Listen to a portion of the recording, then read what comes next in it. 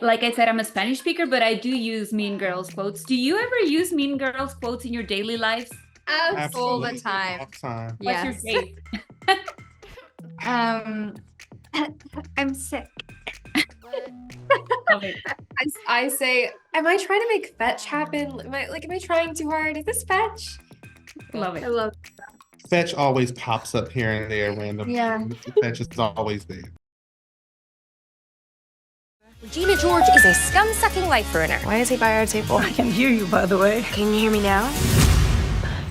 You now have this chance to revisit your own script that you wrote over 20 years ago.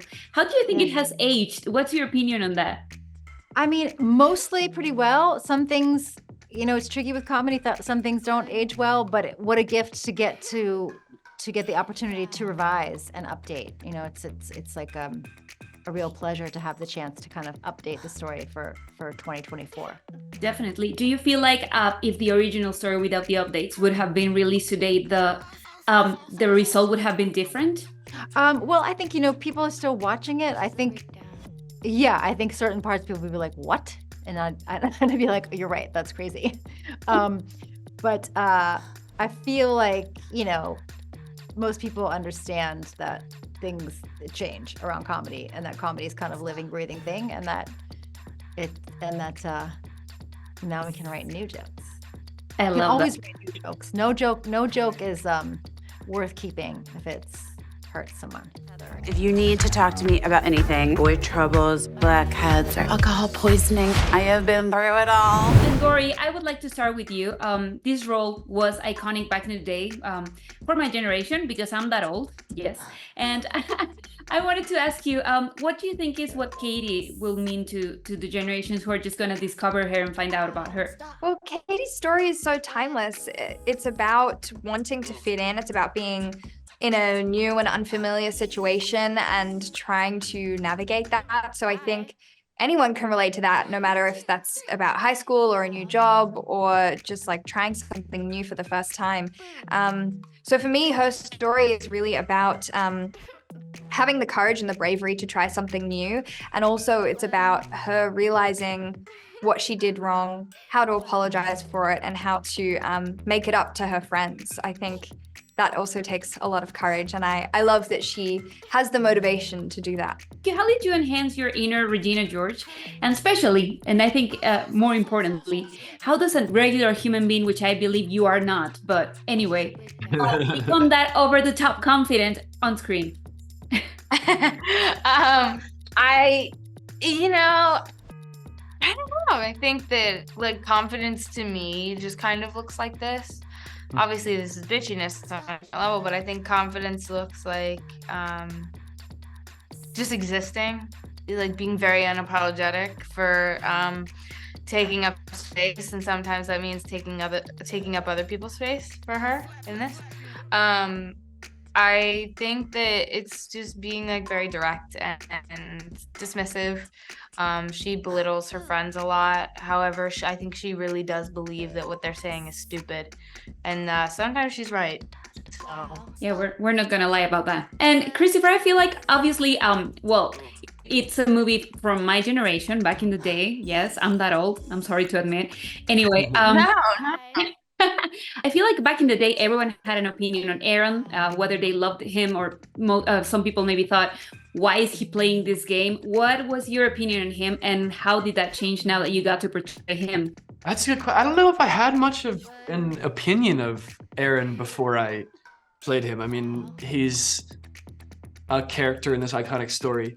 But when approaching him, I don't know, I guess I think of him as this, I think he's a good person. I don't think he's trying to play people at all. I think he is young, as all of them are. They're all relatively very young. Yeah, And I don't know, I think he's trying his best to know what he wants and know how to feel like he deserves space in this world. But I don't know, he's mostly just being pushed around, and I like that a lot. It's funny. It's fun. Why is this so tight? I mean, you've had it since the 6th grade. You're probably maturing. Guys, your characters have always been my favorite. I love these characters and I seriously love what you did with them. And I wanted to ask you, which are the things that you really enjoy that they kept from the original characters, but which are the upgrades you liked and enjoy from your characters? I love the cute little quotes that everybody knows, like the iconic Damien quotes that we kept. The "she doesn't even go here," and even though it's sung the "I want my pink shirt," but I think that goes into the upgrade of it. I wouldn't even say an upgrade. I would say it's just like a nice added touch to an already perfect piece. The music elements of it, I think for me, because the Damien you saw in '04, he's different, but his essence is still there. But I think what takes it up a notch is the music. You know, you get in my head, you get in all of our heads, and the things we probably don't say in the dialogue, we get to say in the lyrics. So I think that's the fun little Damien twist that you'll get. Love it.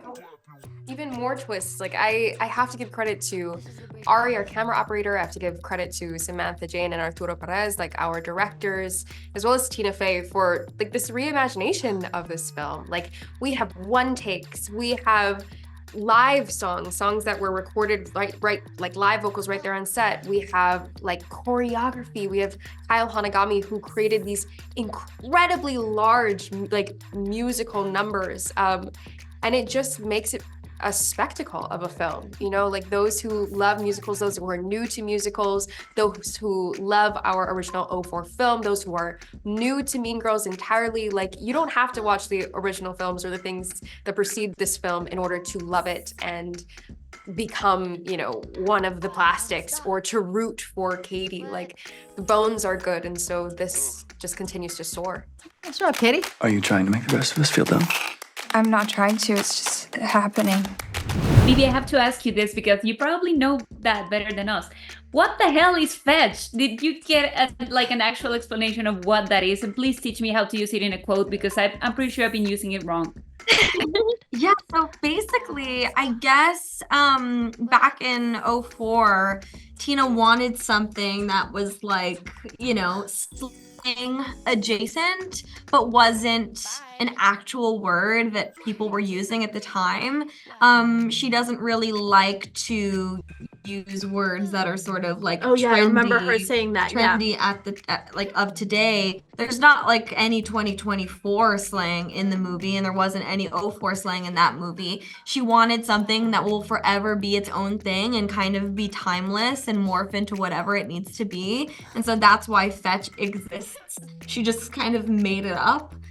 So yeah, I mean, you could say like, oh, that's so fetch if you're like, if there's a blizzard happening outside right now. I would say that's so fetch.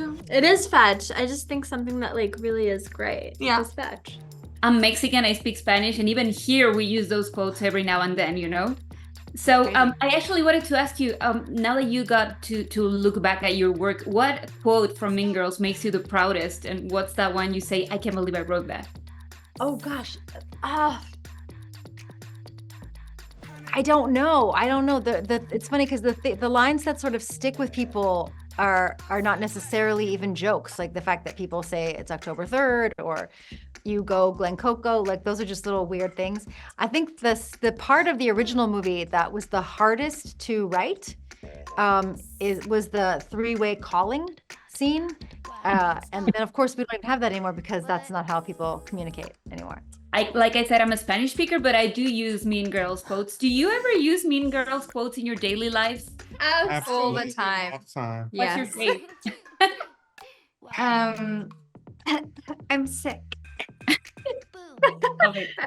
I say, am I trying to make fetch happen? Am I trying too hard? Is this fetch? Love it. I love Fetch always pops up here and there randomly. Yeah. Fetch is always there. Also, she doesn't even go here. I say that so much about like inanimate objects. I'm like, what's this doing here? She doesn't even go here. I love it. Also, when someone annoys you. Rachel Hamilton fills her inhaler with vodka. Oh, that's how you use it. This film, Mean Girls 2024, it starts saying that it's a cautionary tale. So would you help me out to complete the quote?